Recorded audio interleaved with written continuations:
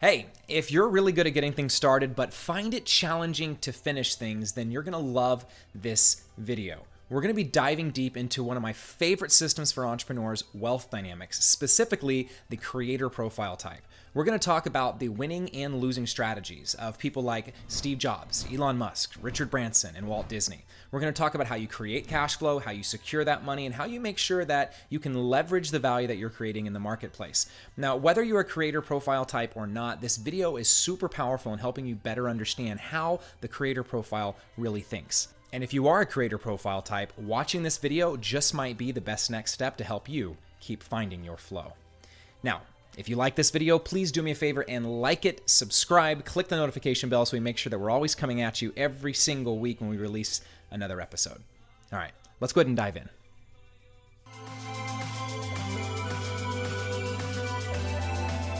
We are going to be talking today about wealth dynamics, specifically the creator profile type. My name is 𝘾𝙍𝙀𝘼𝙏𝙊. I am a wealth dynamics creator, a wealth dynamics master trainer, and the co-founder, along with my wife, Grace, of the Alliance of Conscious Entrepreneurs, which is a community of business owners who are doing business for two purposes. Number one, to be the best entrepreneur we possibly can, and number two, to make a positive impact in the world. So let's talk about creators and what this conversation is really going to pertain to. So number one, just our agenda. We started out just kind of introducing ourselves. We're now going to go into differentiation. And that is to say, what makes you as a wealth dynamics creator different from the other 7 types of wealth dynamics entrepreneurs? There's 7 profiles that are not you. And so when you understand not just who you are, but who you are not, it allows you to have the freedom to not only show up and the permission to be you, but also to avoid the 7 books, the 7 mentors, the 7 ideas and concepts and YouTube channels that are wrong for you. Because 7 out of 8 pieces of information that are given to you as advice are not given to you by the person who is the same profile as you. So what we're going to be digging into today not only is your profile, but it's going to be taught to you by somebody who is your profile. Then we're going to get into individualization. And this is incredibly important because not all creators are created equally, right? Some of us are a lot more dynamo. Some of us have some more tempo. Some have some blaze, some steel. Some of you don't know what that means yet. We're going to get into that. But as we understand what makes you an individual, that is the key to unlocking wealth, unlocking true flow through wealth dynamics. It's not living by your report, it's living by who you are. And then we'll get into the last 10 minutes application. What do you actually do with this whole I am a creator thing? How do you show up in the business world in such a way that you're going to be capturing wealth, producing wealth, making sure that you don't have your wealth slip away from you while you create other people's wealth. And then we'll finish this off with 15, 20 minutes of Q&A, just depending on how many people are going to be joining us and how many questions that you might have.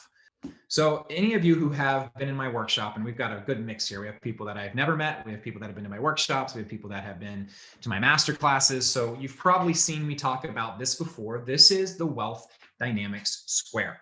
So the wealth dynamics square is how we really chart and understand the differentiation between the wealth dynamics profiles. As you can see here, we have 4 primary profiles, or at least 4 primary energies, which is dynamo, blaze, tempo, and steel. As a wealth dynamics creator, you are right up here at the top. You're a dynamo, right? So a dynamo creator is going to be at the top of the wealth dynamics square. Now, why does the top, what is the significance of that? Well, we have a formula in wealth dynamics, which is wealth equals value times leverage. Wealth equals value times leverage, right? So what this means is that some profiles are better at creating wealth. Some profiles are better, at creating value. Some profiles are better at creating leverage, but we need to have both in order to create wealth. If the value isn't there, there's nothing to leverage. And if all we have is value and we never bring in leverage, we may make money, but we never are able to multiply and expand and compound that wealth. So the way that we break this down is that there is an x-axis and a y-axis. So on the y-axis here, we have what's called the thinking dynamic. Now, the thinking dynamic, if you are towards the top of the square versus the bottom of the square, are very different. But like all things in life, they're polars. So that means that the degree to which you're more towards one is the degree to which you are away from the other. So the more, as a creator, intuitive you are, right? That means you're head in the clouds. You've got lots of ideas, right? You've got all these concepts and ways that things could work. And you just get these downloads from the universe. You're connecting dots that are invisible. What could be happening in the future? In fact, that is your superpower.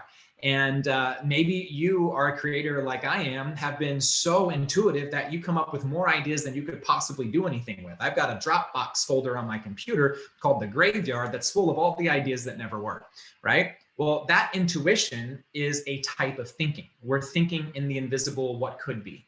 The opposite of that is actually down here, and that is a sensory thinking dynamic, right? So that means that these people are connecting dots as well, but they're connecting dots not in the future of what could be, but in the present, what is. They're grounded in today's reality and they say, oh, I see this opportunity here. I see that opportunity there. I'm going to connect these dots. And a lot of times the sensory people, because of that, they're much slower.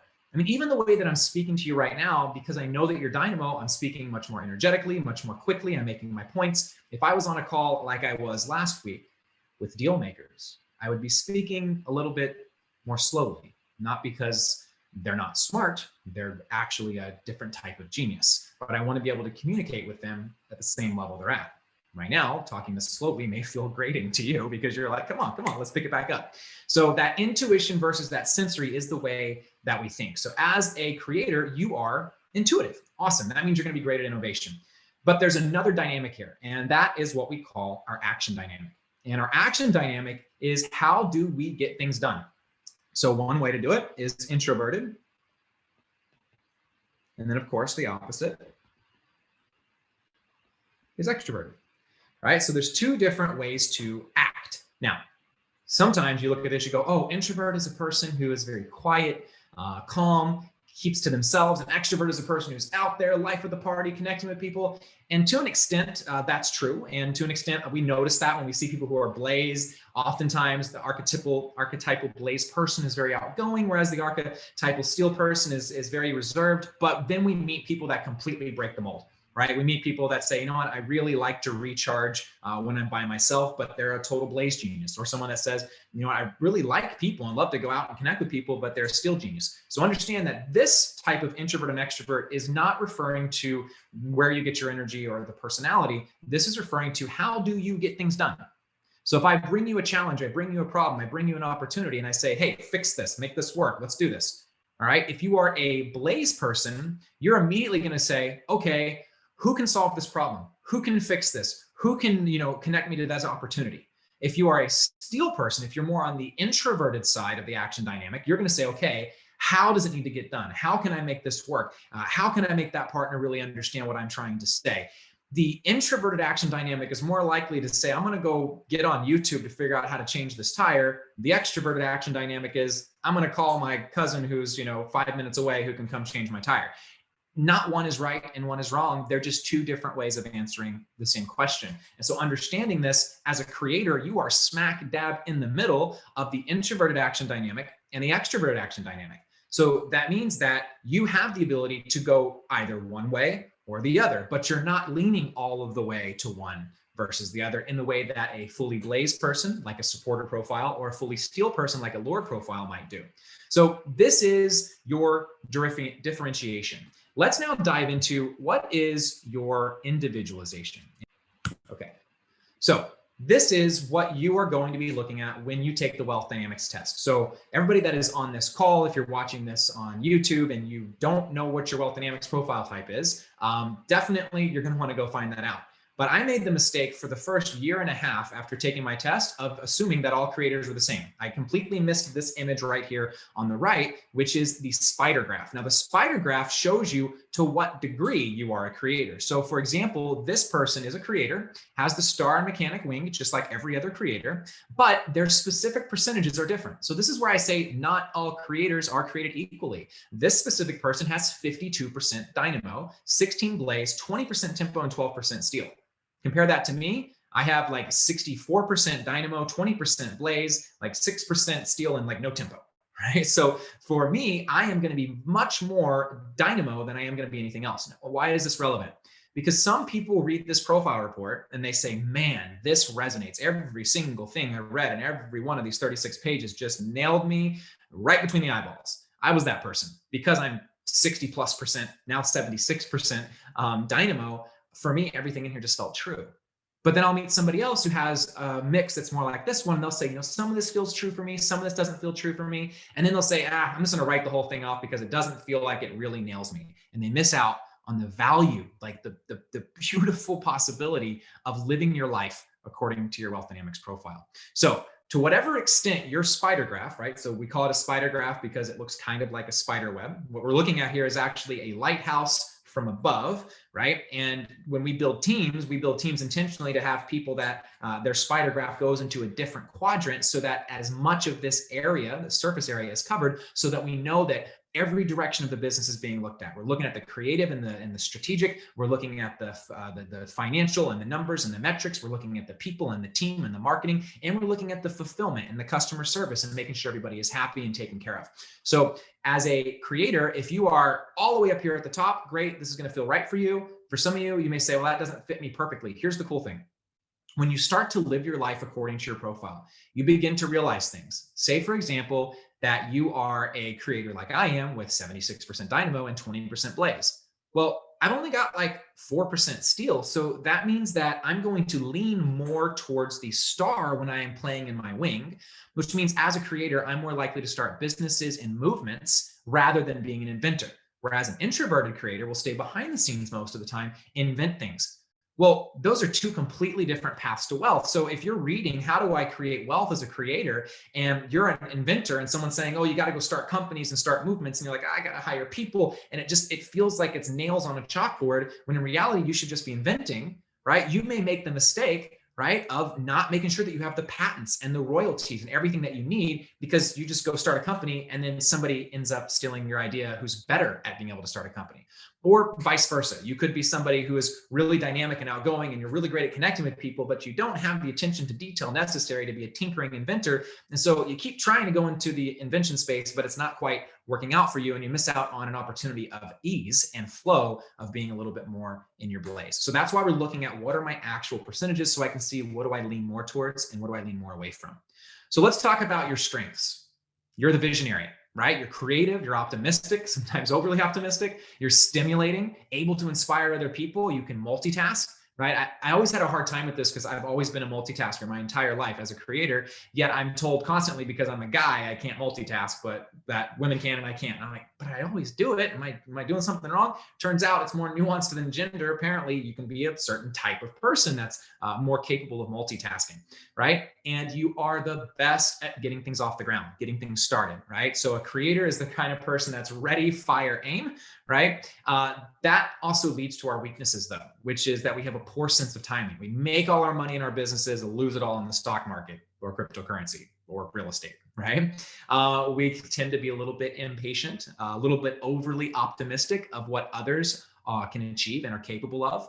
Oftentimes it's because we know what we can do, and so we just assume everybody else is just as capable as we are, or we assume that they can get the things they're supposed to do done as quickly as we can get the things that we're supposed to do done, even though the things that we do are dynamic, and the things that they do may require time with people, may require building of systems, which those things just naturally take longer than creative things often take. So we have to look out for that and make sure that we don't become distracted. Shiny object syndrome is a creator's nightmare, right? We are so easily distracted by the next thing and the next thing and the next thing and the next thing, oftentimes before we finish the thing that we already started.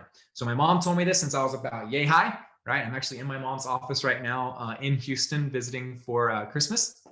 And I can remember my whole life, she's like, Trey, you're great at starting things, but you're not so great at finishing them. And my whole life, I was like, okay, I got to get better at finishing things. But it wasn't until I discovered wealth dynamics and brought people onto my team who naturally are finishers that I actually began to see more and more progress and compounding results that come from focus and staying the course. So this is your individualization. Understand that, again, to whatever degree your spider graph is not all the way at the top dynamo, right? There will be an extent to some of this not feeling like it fits perfectly. That's okay. Don't throw the baby out with the bathwater. Instead, start looking for how can I apply what is true for me? And then in the areas that aren't, explore that. Are they not true for me because I have spent years developing a skill doing something that actually I don't enjoy doing, is not in my flow? Or is it actually that I do enjoy doing those other things, and when I look at my chart, it's because I have a little bit more tempo or a little bit more steel than, say, a creator like Trey does who doesn't have any tempo? So let's talk about what do we do with all this, the application, building a wealth foundation. So number one, your biggest priority as a creator must be to build a team around you to support you and execute on the right ideas and plans. There are so many creators that get something off the ground and then move on to the next thing, get something off the ground, move on to the next thing. And you look back and they've just got this long history of all these things that never got finished because they didn't have somebody that could help them take that wood and then go burn it. So for the creator, the second person I want to get is a supporter. I want to get somebody that has that fire energy, and make sure that you have a ready source of financiers as well, because if you've got money backing you and you've got people that can help you execute on your vision and your new ideas, you'll be able to keep going and go bigger and expand and compound your results. You also want to have distribution and deal-making partners so that they can take your products to market. Because again, if you're focused on delivering and building a better product, let me rephrase that, building a better product, delivering is probably not going to be your personal position on that, right? If you can be in that space of creating and developing product and you can pass it off to somebody that can then take that product to market, you're going to see your wealth expand massively. So let's talk about when the wealth is actually created as a creator. Your moment of wealth creation is when you maximize your time invested in dreaming up and creating new ideas, products, and strategies. I'm going to pause there. Yes. The thing you love to do the most, that you think provides the least value, that you think is just you goofing around, is actually your key to wealth creation. Maximizing the time you spend dreaming, coming up with new ideas, creating new products and ideas and strategies and what you're going to do. You can ask my wife, Grace, right? I am on this iPad all of the time, just dreaming up. What's the next strategy? What's the next strategy? What's the next strategy, right? But the key is choosing a market that you are passionate about, right? I've been in 8 different industries. I've been successful in most of them. I've been a failure in all of them as well. And learning as I go from industry to industry, what I discovered was what kept me bouncing wasn't that I didn't have good ideas and I couldn't make money, but was that I was just chasing the money. I was making it about, oh, I'm gonna go get some cash, rather than making it about something that really lit me up inside or something that made a big difference in the lives of others. So passion really is a huge part of this. Let's talk about how you create value. You create value by maximizing the differential in your business or your product's unique selling points. That is to say, think of somebody like Richard Branson. Okay, he goes into any industry he wants to. The guy's been in cell phones, he's been in airplanes, he's been in rocket ships, he's been in banks, he's been in fitness centers, he's been in record labels. It doesn't matter what industry he goes into. He creates a value differential by having his USP be a better brand and a better experience for the user. Right? So he can go into any industry that has poor experience for users and he can completely change the industry and upend it and create massive amounts of value because of the way that he approaches his being a creator profile. Now, your commercial value is what allows others to leverage your products profitably. Okay, allows others to leverage your products profitably. Think of Steve Jobs, right? Yeah, he creates these laptops and he creates these iPods and all of these different products. But if you think about what created the big value, the commercial value for the laptop, was that it empowered creators, empowered other people to be able to use those laptops, leverage his technology to be able to create their own things, right? In the early days, Apple was very much the brand of creators. So creating value, this is about maximizing the value differential in your business or your product's unique selling points. So again, commercial value is what allows other people to leverage what you create.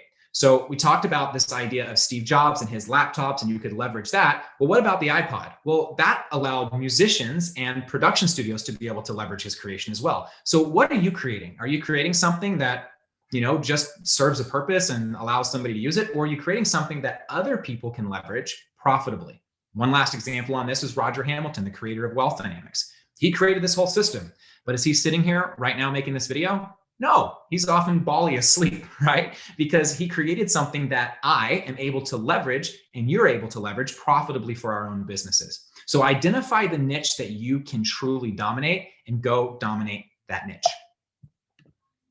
Now let's talk about owning the value that you create.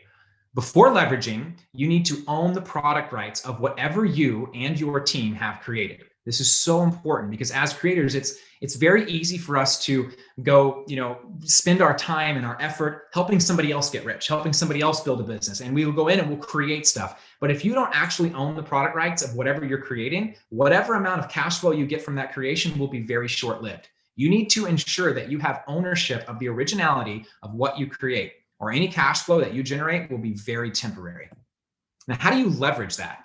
Well, extroverted creators, as we talked about earlier, can leverage by multiplying the reach and the productivity of your business, whether that's through distribution networks or mass production, and you can magnify the brand and goodwill through marketing and partnerships, right? So extroverted creators, again, this is all about magnification. We're going on that blaze side of the wealth dynamic square, and we're focusing on how do I get more people to know about what I've created.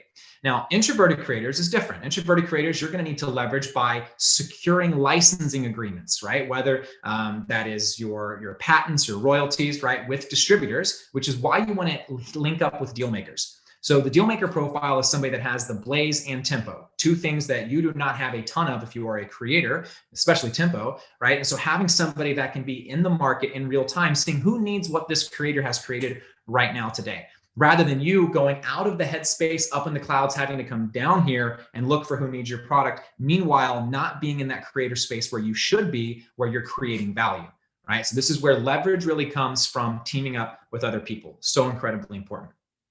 Now let's talk about securing your cash flow, right? Get paid what you are worth. So this is royalties, license fees, equity, right? Or profits from your business or the business that you're involved with. You need to secure where the money is coming from and how and when it will be paid before rushing ahead and conquering the world. So often as creators, we get this idea and it just feels like if I don't move on this idea right now, it's going to download into somebody else's brain and I'm going to miss out on the opportunity. And we want to just like jump, right? Without making sure that we've actually secured the bag, making sure that we actually are going to profit from whatever we create. And oftentimes we run out ahead too fast and we end up not being able to get the wealth from all of the activity that we create. Final piece here on creators is actually not about creators building wealth as entrepreneurs, but how you could fit in on team.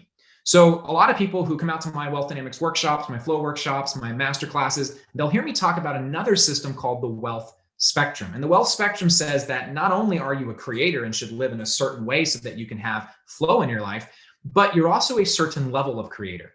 And that level of creator has a lot to do with your skill, but also has to do with how much trust that you've earned in the marketplace. So if you right now are somebody who knows that you're, at red level where you're just barely making ends meet, or you're at orange level where you have a little bit left over, maybe like $1,000 a month, but it's really just coming from you having to show up self-employed doing the work, and you haven't gotten to that point yet where you can go out and just create things and pass the baton back to your team and they go run it down and cash the checks, then there's an extent to which you're going to want to think, maybe I could plug into another team. Maybe I could actually create more cash flow and more wealth right away by being part of something that's bigger than me than trying to get everybody to be part of what I'm doing, right? And I find this a lot with creators, especially at red level, is we have these big visions and ideas and we want to bring them to the world right now, but we haven't earned enough trust in the marketplace for it to sink in, for it to get teeth. And so no matter how beautiful and amazing and wonderful your idea is, it's not going to gain that traction.